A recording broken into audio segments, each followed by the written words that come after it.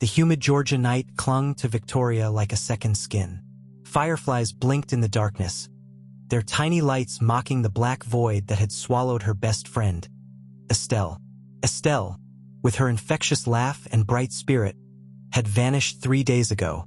Victoria, a budding journalist, couldn't shake the feeling that the official police report, a simple missing person, was woefully inadequate.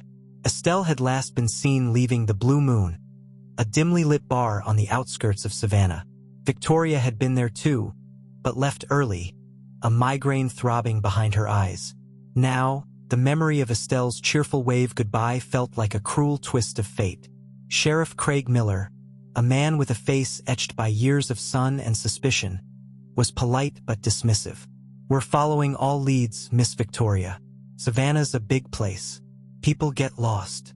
Victoria, however, knew Estelle. She wouldn't just vanish. She was supposed to start a new job, had plans for a weekend trip. Something sinister was at play. Her investigation began at the Blue Moon. The bartender, a burly man named Billy, remembered Estelle. She was here, yeah. Had a couple of drinks, talked to a few people. Left around midnight.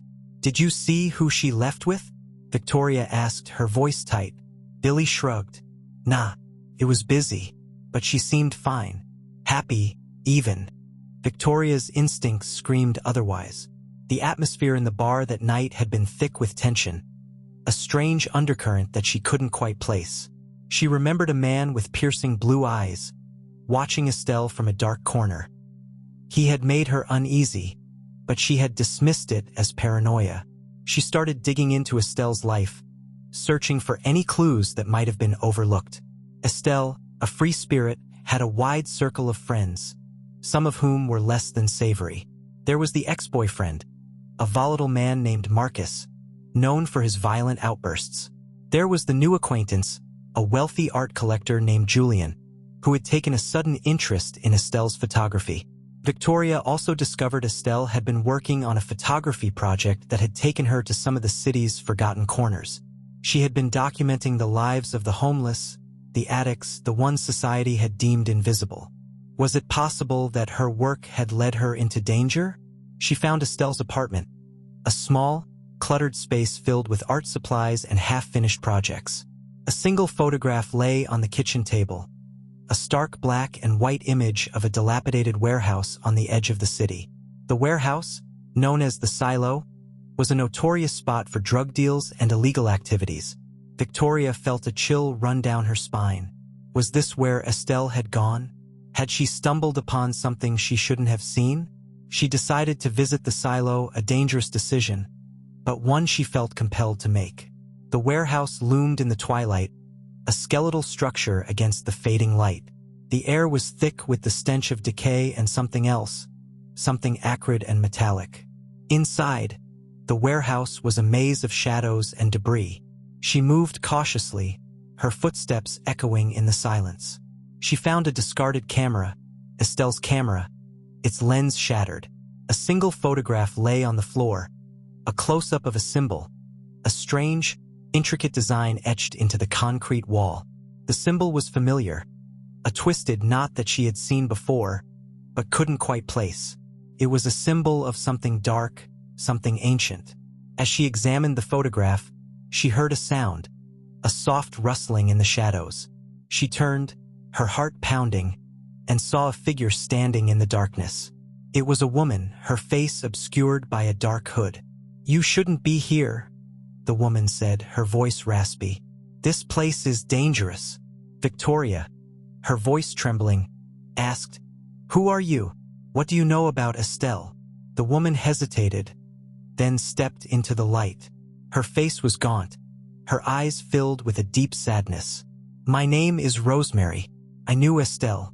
She was curious." Rosemary explained that she was part of a group, a hidden community that lived in the shadows of the city. They knew things, saw things that others didn't. Estelle had been trying to document their lives, to give them a voice. "She saw something she shouldn't have," Rosemary said, her voice barely a whisper. "Something that made them angry." "Who?" Victoria asked, her voice tight. "Who made them angry?" Rosemary hesitated, then looked at Victoria with a look of fear. "They call themselves the Serpent's Hand. They are powerful. They are everywhere." She explained that the Serpent's Hand was a cult, a group that worshipped an ancient entity, a being of darkness. They operated in the shadows, controlling the city's underbelly, manipulating the lives of the vulnerable. Estelle, in her quest for truth, had stumbled upon their secrets. She had seen their rituals, their sacrifices. "They took her," Rosemary said, her voice breaking. "They took her to the Hollow." "The Hollow?"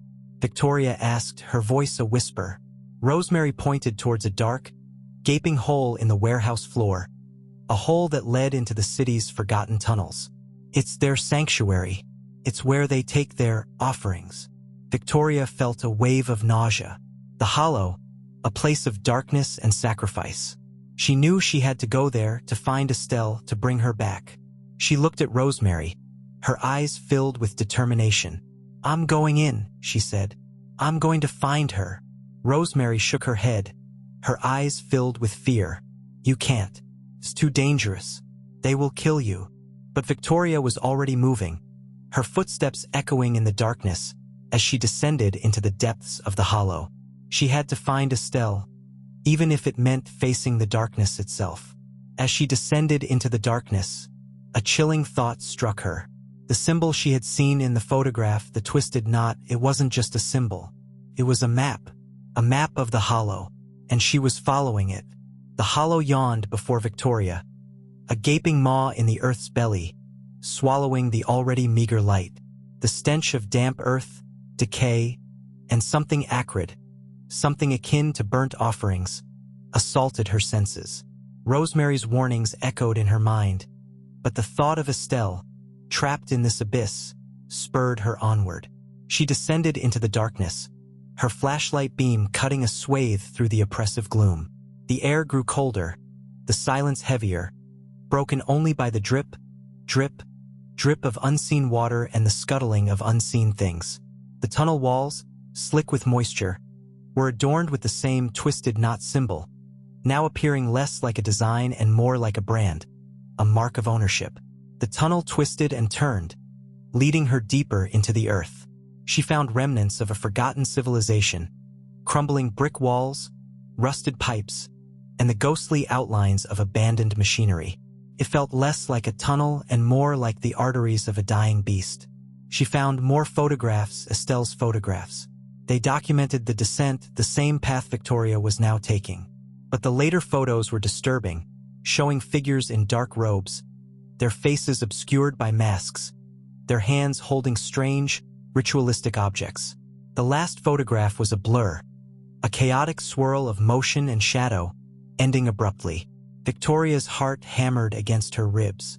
Estelle had been here, had seen these things. What had happened to her? The tunnel opened into a vast chamber, a cavernous space illuminated by flickering torches mounted on the walls. The air was thick with smoke, and the stench of incense, heavy and sweet, hung in the air.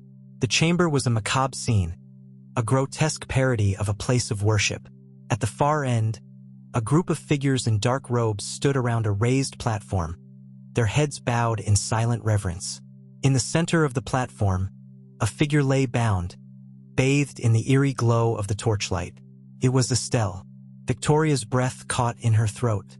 Estelle was alive, but she was in grave danger. She knew she had to act quickly, but as she moved to approach, a figure emerged from the shadows, blocking her path.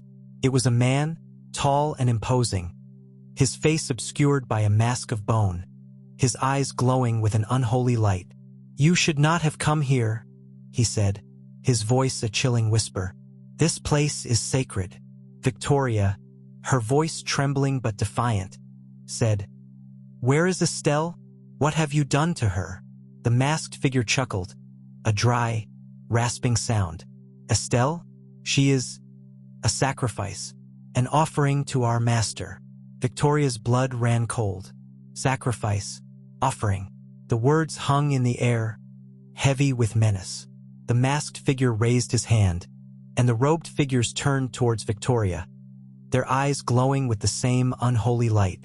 They moved towards her, their movements slow and deliberate, their hands reaching out. Victoria knew she couldn't fight them all. She had to find a way to escape, to rescue Estelle. She looked around the chamber, searching for a way out. She noticed a passage leading off to the side, a dark, narrow opening that seemed to disappear into the shadows. She made a decision. It was a risk, but it was her only chance. She turned and ran, plunging into the darkness of the side passage, the robed figures close behind her.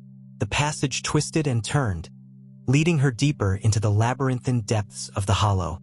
She could hear the robed figures behind her, their footsteps echoing in the darkness, their voices chanting in a strange, guttural language. The passage opened into a smaller chamber, a hidden space filled with strange devices and arcane symbols. The walls were covered in intricate carvings, depicting grotesque figures and otherworldly beings.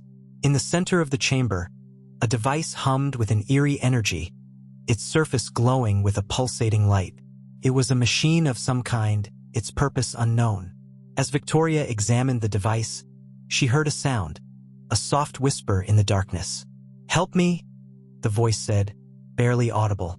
Victoria turned, her heart pounding, and saw a figure huddled in a corner. It was a man, his face bruised and bloody, his eyes filled with terror. "They brought me here," he whispered, his voice trembling. "They're going to use me." "Use you for what?" Victoria asked, her voice urgent. The man hesitated, then looked at Victoria with a look of fear. "They're going to use me to open the gate." "The gate?" Victoria asked, her voice a whisper. The man explained that the device in the center of the chamber was a portal, a gateway to another dimension. The Serpent'S hand was trying to open the gate, to summon their master, a being of immense power. He said they needed a sacrifice, a human sacrifice, to power the device to open the gate. Victoria's blood ran cold. Still, she was the sacrifice. The man pointed towards a symbol carved into the wall behind the device. It was the same twisted knot, but this time, it was glowing with an eerie red light. "That's the key," he said. "They need to activate the symbol to open the gate." Victoria looked at the symbol, then at the device. The robed figures were still chanting in the other chamber, their voices growing louder, more frantic. She knew she had to stop them. She had to save Estelle. She looked at the man, her eyes filled with determination. "I'm going back," she said. "I'm going to stop them." The man shook his head, his eyes filled with fear. "You can't. It's too late. They're already starting the ritual."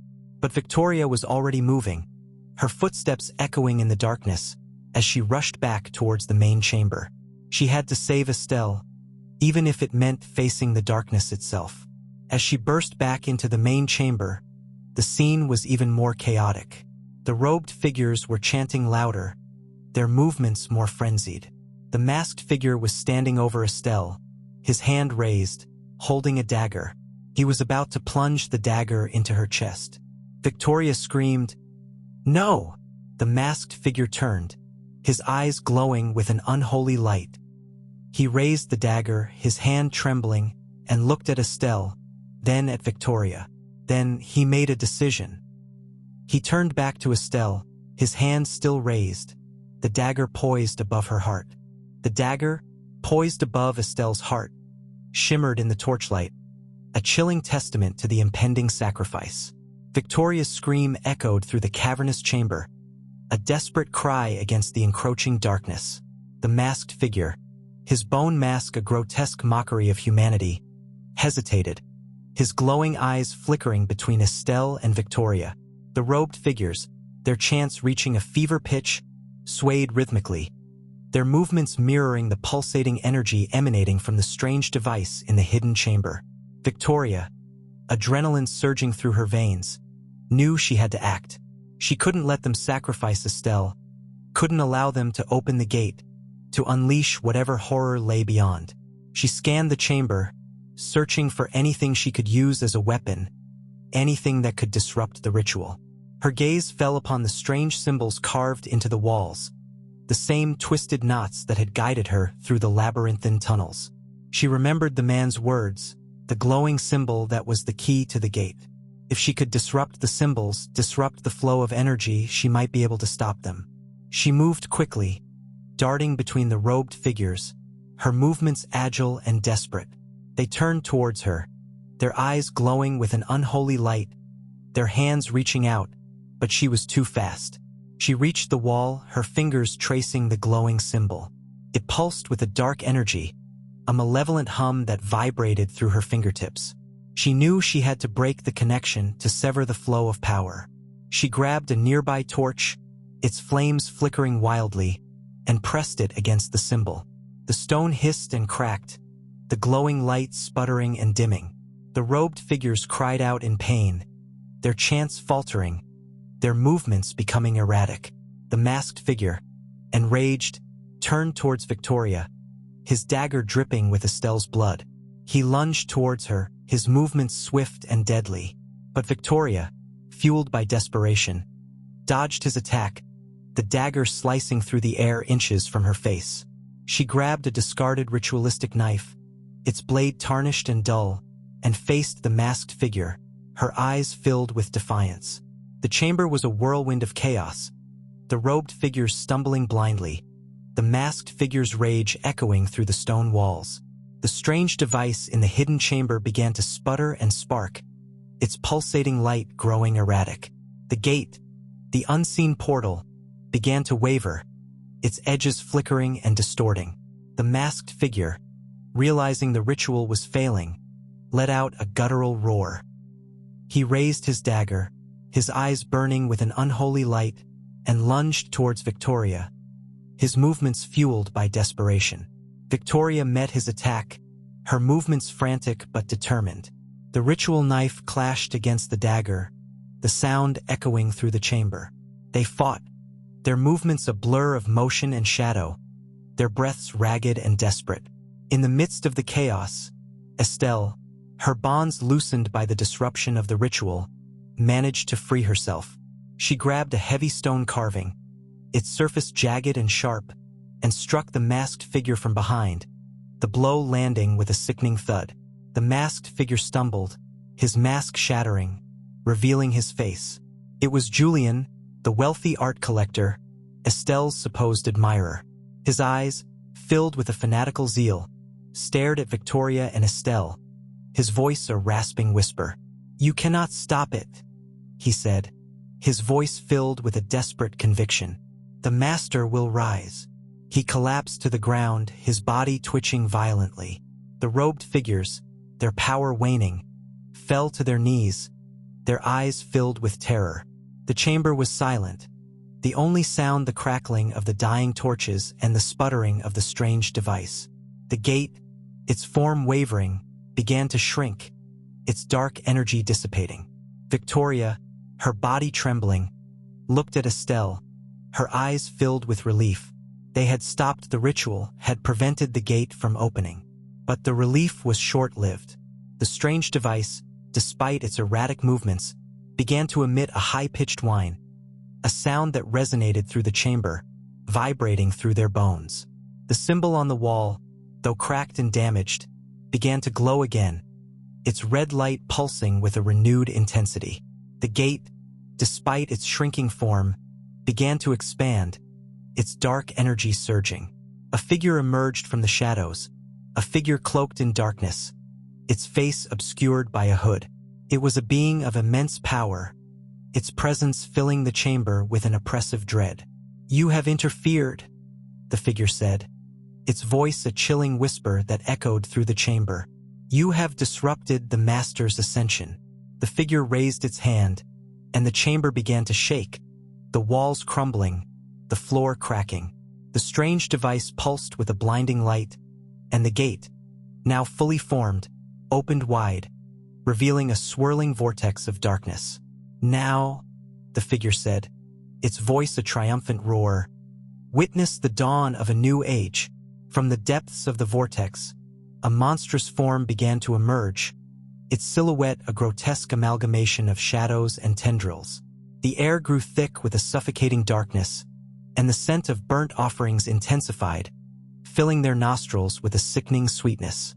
Victoria, Estelle, and the remaining FBI agents stared in horror, their eyes wide with disbelief. They had stopped the ritual, but they had failed to prevent the gate from opening. The monstrous form, its tendrils reaching out, began to coalesce, its form becoming more defined, more terrifying. Then, a voice echoed through the chamber, a voice that was both familiar and terrifying. "You have called?" the voice said, its tone a chilling whisper that resonated through their minds. "And I have answered." The monstrous form, now fully formed, stepped through the gate, its eyes glowing with an unholy light, and then it spoke. "I am." The chamber went silent, the only sound the monstrous form's guttural breathing. Rosemary. The revelation of Rosemary as the monstrous entity sent a wave of chilling comprehension through the chamber. The gaunt, fearful woman Victoria had encountered in the warehouse was not a victim, but the very architect of their terror. The monstrous form, now fully emerged from the gate, pulsed with a dark energy, its tendrils writhing, its eyes burning with malevolent intent. "I am Rosemary," the entity repeated, its voice a chilling echo in their minds. "And I have come to claim what is rightfully mine." The chamber trembled, the crumbling walls threatening to collapse. The air grew thick with a suffocating darkness, a tangible manifestation of Rosemary's power. The remaining FBI agents, their weapons useless against this otherworldly being, stood frozen in terror. Victoria, however, felt a surge of defiant anger. She had descended into the depths of the hollow, faced the horrors of the Serpent's hand, and she would not allow them to succeed. She had to protect Estelle, to protect the world from Rosemary's darkness.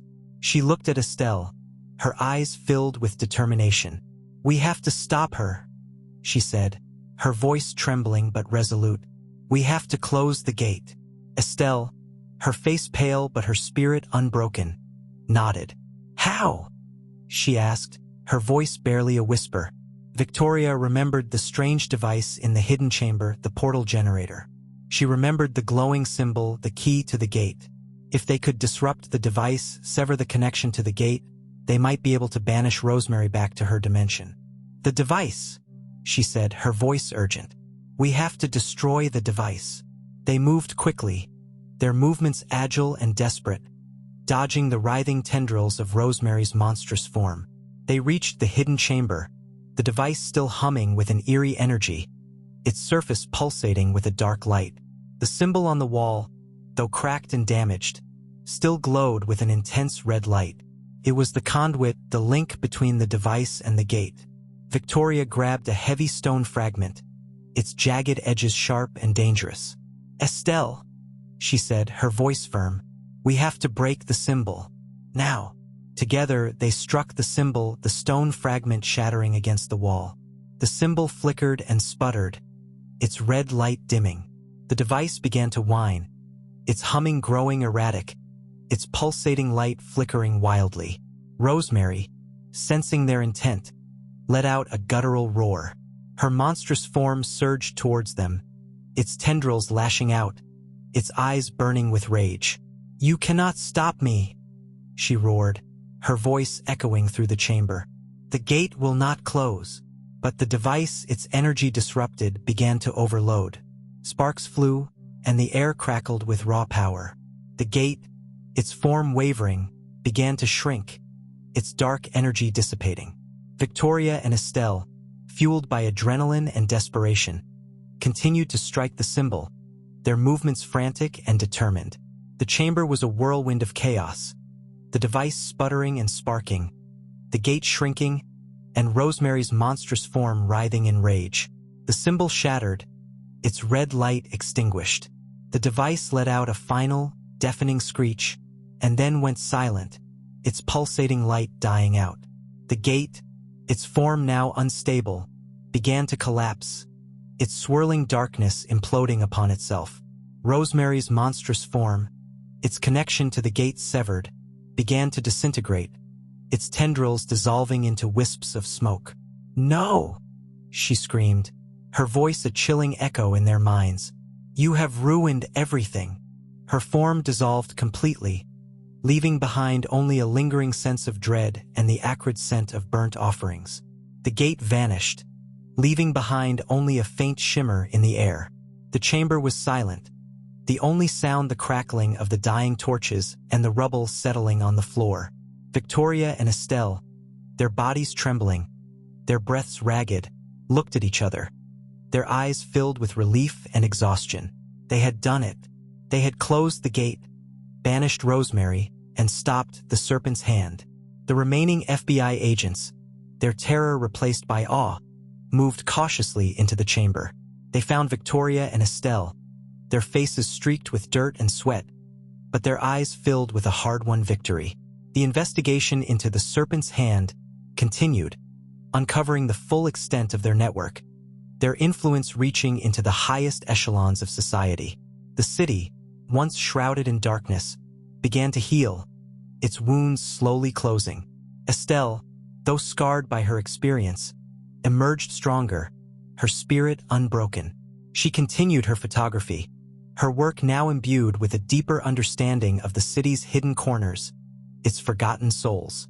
Victoria, her journalistic instincts sharpened by her harrowing experience, became a force for truth, exposing the darkness that lurked beneath the surface of society. They had faced the darkness, descended into the depths of the hollow, and emerged victorious. They had learned that even in the darkest of places, courage and resilience could shine brightly, that even against overwhelming odds, hope could prevail. The city, once threatened by the ancient evil of the Serpent's hand, was safe, its shadows receding, and Victoria and Estelle, forever bound by their shared ordeal, knew that they would always be ready to face the darkness, to stand as beacons of light in a world that often seemed shrouded in shadow. They had found their strength, their purpose, and their enduring friendship. The story was over and they had won.